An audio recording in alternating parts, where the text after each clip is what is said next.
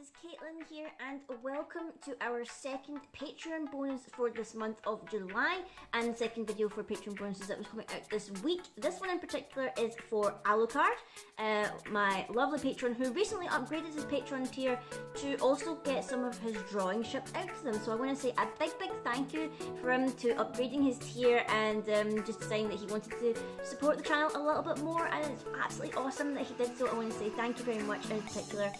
His video topic for this month that he decided to pick was he wanted me to explain my top 5 favourite anime and reasons why they are in my top 5, which I think is actually a pretty good video topic, because you see people making top 10s and top 5 lists for their animes and whatnot, and I feel like for the most part my taste hasn't changed for the majority of, well, since I started watching anime in particular.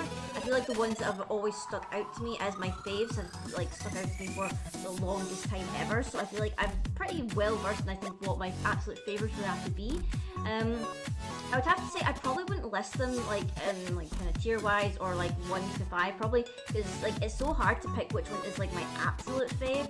Like even like just out of 5 it's like, oh my god, it's hard to actually pick which one I would say is my absolute favourite. So they're kind of all level playing field here. I'd probably rate them all at the same level. I wouldn't like kind of like divvy them up between each other. So this is probably like, if I had a list, they would all be at number 1 because they are pretty much all my faves and whatnot. I'll start off with the first one that I want to say. It would have to be Madoka Magica, Puella Magi Madoka Magica for its full title, because that anime was like such a game changer for me when I first saw it. Like I was getting into different things, whatever, and I saw like the visual artwork for it first. Mainly of like the magical girl outfits and everything like that, and Cube, like the adorable kind of cat creature thing. I saw the designs for it and it seemed really interesting, and the entire season in DVD was really cheap. I remember specifically because I got the DVD of the complete series while I was on holiday in London. I remember that vividly. It was so long ago now, I can't even remember what year it was, but I was on holiday in London with my mum. We went to, I believe it was Westgate or Westfield Shopping Centre. There was an HMV there. I was looking at the anime and whatnot, and they had the entire series of Madoka Magica for a pretty cheap price. Sadly, there wasn't a DVD player in the hotel room that we were staying at, so I had to wait till we came home before I could watch it.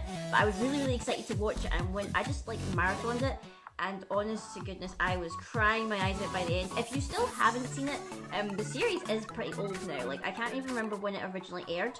But if you've never seen it, I highly recommend watching it, even if you don't think you're into like magical girl stuff. As I like double check my hair there, because I thought that was a hair on my forehead. There's just a little bit of weird lighting on my forehead there. Sorry, I got distracted for a bit. But yeah, if you've not seen Madoka Magica, how have you not seen it at all? Like I would highly recommend it. It is like, just look past like the cutesy kind of pastel-y colours and whatnot and everything, and you will find a heartbreaking story that will rip your heart out, tear it to shreds and force it back down your throat. It is just so emotionally charged, and honest to God, even thinking about it sometimes I do cry a bit. I would say that if you don't want to sit through the entire TV series, they did make 2 movies that meant to condense down the film. I've not actually watched the movie versions of it, so I'm not quite sure how faithful it is, or rather whether they miss out some key points or whatever.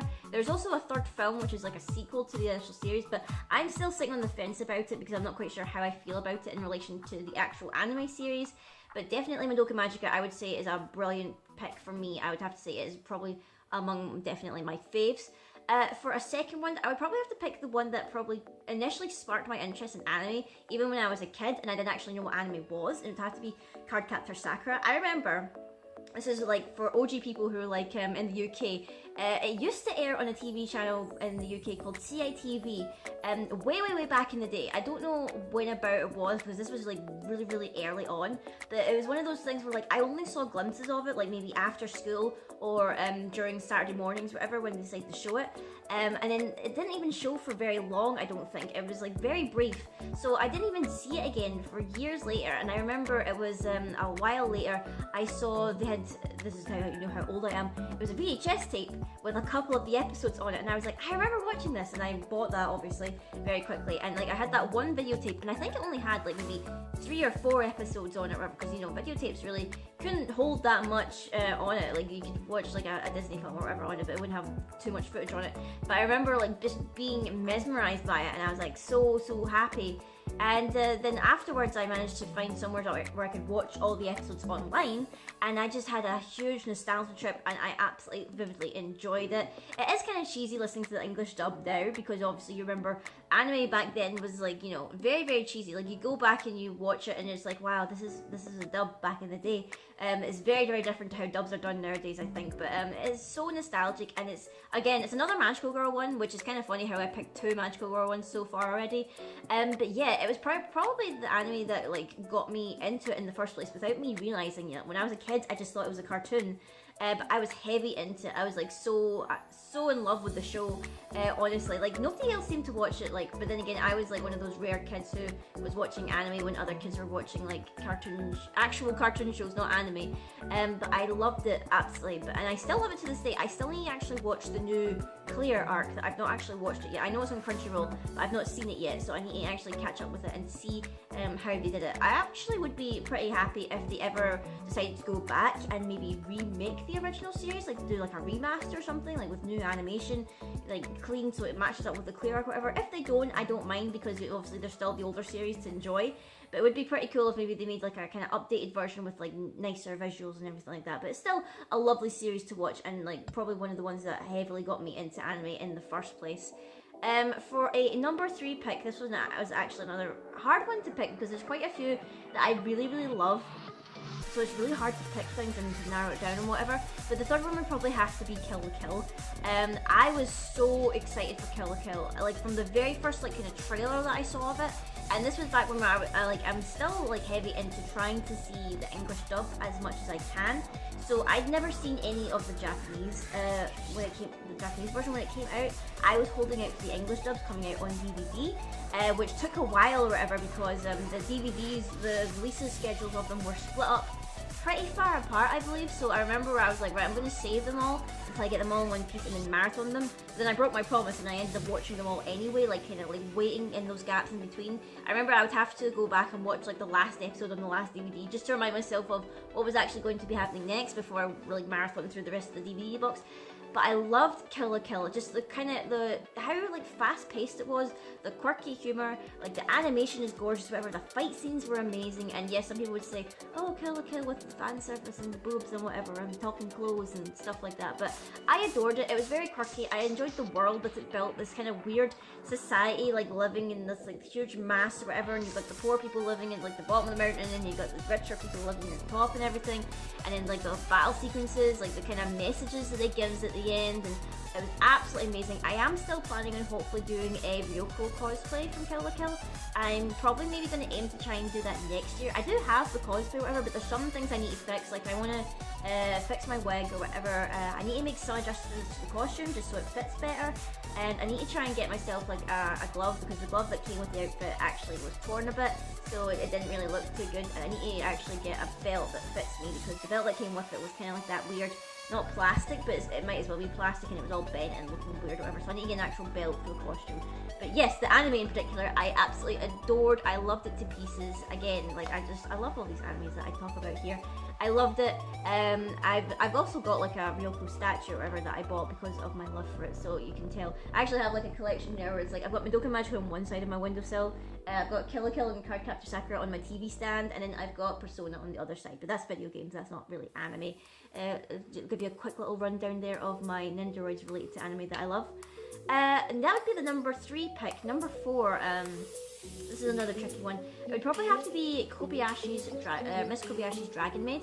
I've never actually seen the English dub of that one in particular. I watched it all in Japanese. I think one of the only ones where I have only watched the Japanese version. I've seen like a trailer for the English dub, and the English dub kind of turned me off because I know they changed some parts of the script so that it wasn't implied that Toru was in love with Miss Kobayashi, which kind of turned me off, because like the whole point of like the anime is that she was kind of in love with Miss Kobayashi, and that's why she wanted to stay and why she wanted to help her and be the best way that she wanted. I just thought it was such a good, pure, nice story. Yes, there was some kind of fan servicey moments, because obviously Toro did have quite a big bust, as did Quetzalcoatl. I can't remember what her nickname was, but Quetzalcoatl, the one with the pink hat and whatever, and the black tank top. I can't remember her actual kind of nickname or whatever. But I just felt it was such a good series. Like, I know that some people like make fun of the fact that Kana is a lolly that people still like to look and everything like that, and it's like, you need to protect the lolly dragons, you need to protect them. But I absolutely adored that show, and I would be happy if they ever made series 2. I don't know if they ever would though, because I don't know whether the manga actually has enough kind of story to go ahead and do a series 2. I felt like it ended on like a pretty good note, and they do have OVAs as well for that series, so I am pretty happy with how it went. I would love to.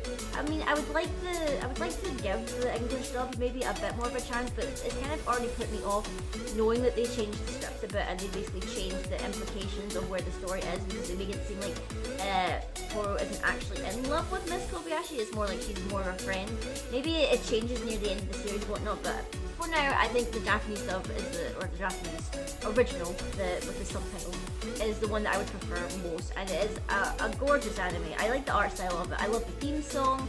I love the characters. I think probably Toro is my favourite out of the dragons, followed quickly by Fenrir. Is it Fenrir or Fafnir? I can't remember the guy dragon's name. I want to say Fenrir, but I think that's a wolf. That's not the right one. I think his name is Fafnir. Fafnir?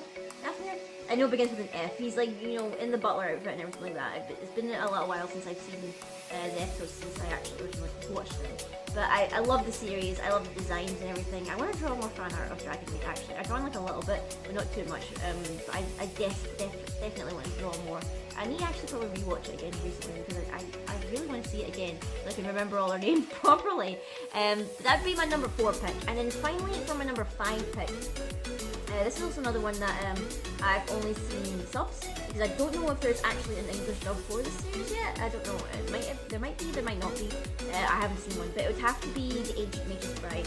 I originally read the volume 1 of the manga, and that's what got me into the story itself. But then when I found out that the anime was coming out pretty soon, I decided, okay, I'm not going to read any more of the manga because I don't want to be spoiled, because I was hoping, fingers crossed, that the anime would follow the manga closely, because you get those instances where anime doesn't really follow the manga story closely, or maybe it's a manga where it's not complete, so they kind of go off the rails a little bit with their own stories just to make up for the time for them actually coming back to the story in the manga. A lot of different anime suffered from this, I feel like. Naruto in particular is one that suffered from that. I know that Black Butler's another one, because season 2 was its own creation technically, and everyone pretty much either loves it or hates it pretty much. I think the majority of people actually hate it. But I wanted to wait out to see The Ancient Mage's Bride for what it was and the anime. Thankfully, I didn't accidentally watch the OVA first, because some people got confused because there's an OVA that came out that is set after the actual series, so people were really confused about some things that were happening or whatever. I managed to not see that first and just watch the actual series as it was, and it is just such a gorgeous anime. Like, it is just a treat for the eyes. The music is also composed brilliantly, and I just love the story because I like stories, and this might sound really weird, I like stories about creatures getting along, or rather creatures in like kind of heartwarming relationships. I would say that I like stories about monster boyfriends or everything like that, but it seems it's a lot more deeper than that, because this isn't some ecchi kind of thing like Monster Mizumi or something like that, or some other mangas to do with like ecchi girlfriends with monsters and everything like that. But I quite liked it. It was a really wholesome story. I loved the lore and the world building of the magic. I like Elias as well. He's a pretty cool design for a monster, and I do actually want to cosplay as Chisi as well. Another anime one that I want to do a cosplay from. But I absolutely adored it. All the characters beautifully fleshed out. I love them. I love Ruth, and I love I think is it Silky? I think is the maid's name. I absolutely adore the series. I wish that I could see like more like love for it in particular. I've seen lots of brilliant fan art and everything, and I've seen a couple of really good cosplays. Like, see if you see an Elias cosplay, you know a lot of effort went into it. It is a pretty cool cosplay in order to pull off, but I absolutely adore it. I don't know if there is an English dub out for it yet. I would be kind of curious to see what they would do with an English dub. Again, it's a pretty short series, I'm pretty sure. I think, was it 12 or 13 episodes? I can't remember off the top of my head. But this is another one that I would be kind of interested to see if there's more story after it, or whether we're just going to get the OVAs and that's it. If it's just like that, then I'll be fine with it. It is a beautifully told story. I know some people were saying that maybe some bits maybe might have been a little bit rushed or whatever, but I felt like it was pretty decent pacing or whatever, because I didn't read the manga. I might go back and read the manga now that I've watched the anime series. But yes, definitely, I adored that series to a T, and I want to draw more fan art of it. Actually, I want to do more things with it because I loved it to death. I love Elias. He's so adorable. See the bits where he's just like a little chibi monster with his little smiling face, and he's just being so cute with Chasey. I love it. It's just like absolutely blessed content from this anime. But yeah, that has been my top 5 favourite animes and reasons why I enjoyed them. Let me know down below what are some of your favourite animes, or even if you have some anime that you would like to recommend to me down below. I am kind of watching a couple of new things right now on Crunchyroll that I'm trying to keep up with. Currently, if anyone is interested, I'm watching Angels of Death, I'm watching Cells at Work, and I'm gonna maybe try and give How Not to Summon a Demon Lord a chance. Although I've watched the first 2 episodes and I'm kind of not fully sold on the concept of it or on how it's made. I might ride it out and stick out a bit to see where it goes. But those are the ones that I'm currently watching right now. But I hope you enjoyed this video, guys. And Alucard, I hope you enjoyed this video for your topic for this month. Be sure to like, comment, and subscribe, guys. And I will see all you guys later.